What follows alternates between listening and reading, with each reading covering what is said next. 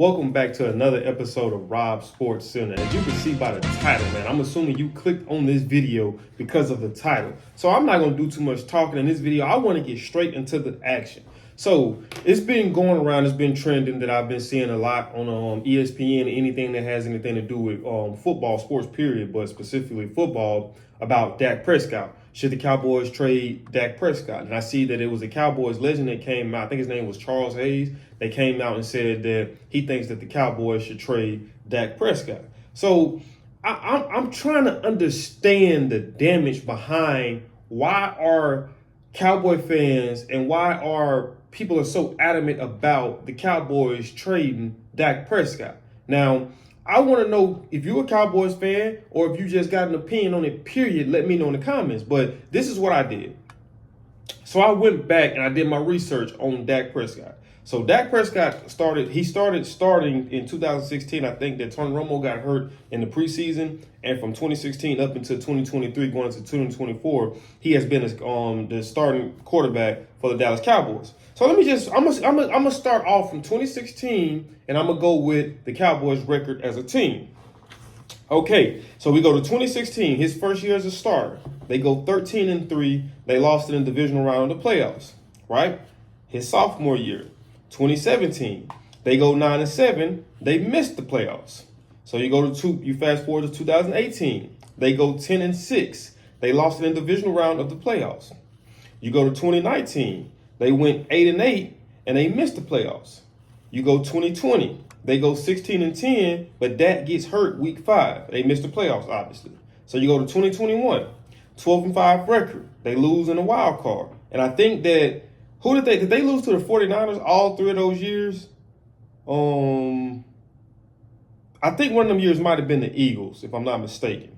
But you go to 2022, 12-5 record, losing the divisional round. You go to 2023, 12-5 record, lost in the wild card. So since Dak has been a starter for the Dallas Cowboys, they've only missed the playoffs. What was that? 2017 and 2019.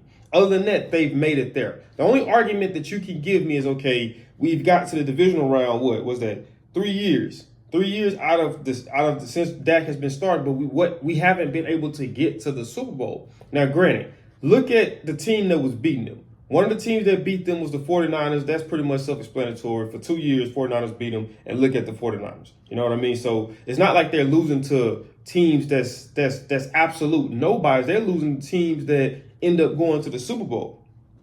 So now we're going to switch over to the statistics of Dak Prescott. So in 2016, Dak Prescott had 3,000 yards, 3,667 yards passing, 23 touchdowns, 4 interceptions, and a QB rating of 104.8. That was his first year as a starter for the Cowboys.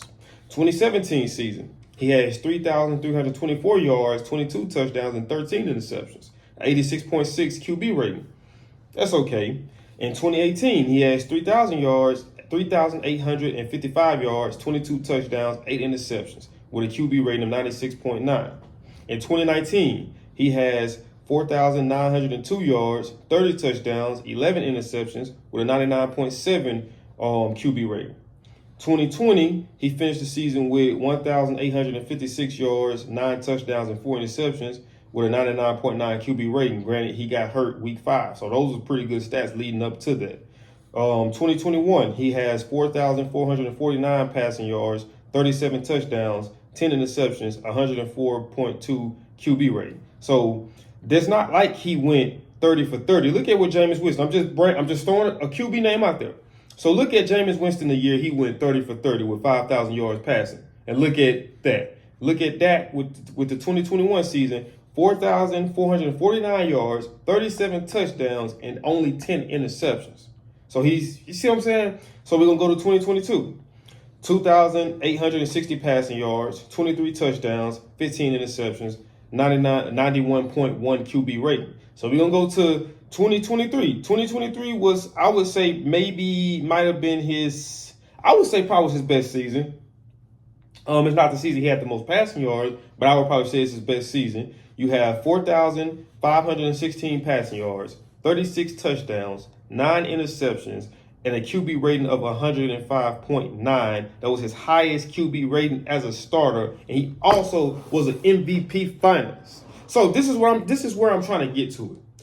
I'm trying to understand, and let me know if it's something that I'm just missing.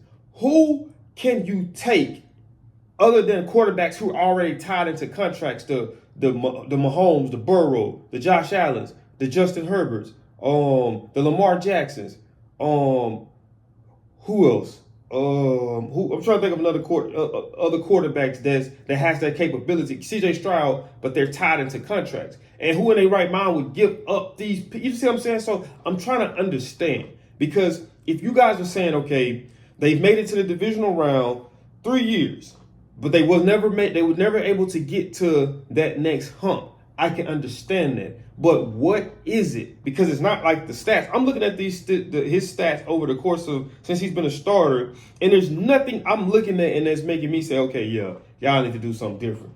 Last year was his best year. This guy was an MVP finalist, and he's having to worry about hearing potential trade talk. Granted, Dak Prescott does have a no trade clause in his contract. That means that he has to okay whatever trade if they were inquiring of the trade.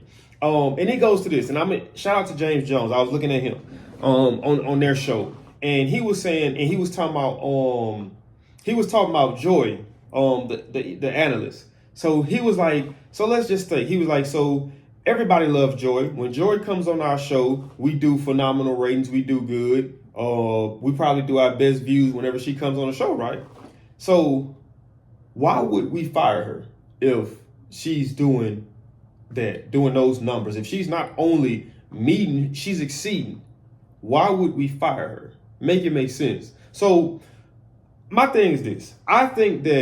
Do I think that Dak Prescott is a quarterback on the Mahomes, Josh Allen, Joe Burrow, those guys level? No, I don't. Now, you could say he's a over-glorified game manager, and you could say that he's a good quarterback. He just folds in crunch time. But, I mean, there's a lot of quarterbacks like that, not just Dak. There's a very few quarterbacks that's actually thriving well beyond what the average is. It's a very few of them. You see what I'm saying? So my thing is this. I'm a Saints fan. We have not made the playoffs since Drew Brees has retired. What was that? In 2020, 2021, something like that? So I'm trying to understand, because I'm looking from the outside looking in, and I'm saying, okay, they're not getting to the Super Bowl in terms of the Cowboys, but they're still in that competitive, line of fire. Whereas I'm on the sideline watching and wishing I could just get to the playoffs, whether it's a wild card or the division. You know what I mean? So I'm just trying to understand, what is it that Cowboy fans dislike about him, or what is it that you guys, even if you're not a Cowboys fan, dislike about Dak, and why y'all think that Dak should be traded if you believe that. You know what I mean? And my thing is this: why can't sometimes it just be coaching? Like when you look at some of these great teams like the Chiefs, you look at Andy Reid. Andy Reid is a hell of a coach, Hall of Fame coach, easily, right? You don't think that Andy Reid played a very big part in the development of Patrick Mahomes? Same thing with Bill Belichick and Brady. You don't think he played a very big part? So it can't just be all on the quarterback. It takes a team to win, but it also takes a team to lose. So obviously the quarterback is going to get the line of fire just because he's the quarterback, and I get that. But to sit there and say that he's the reason why we're not getting to the Super Bowl is blasphemy, in my opinion. And if you're one of those people who like to say that, then I just don't want to have a conversation with you, because logically I'm just trying to understand, and hearing that, making a statement that bold, I just don't see any logic in that.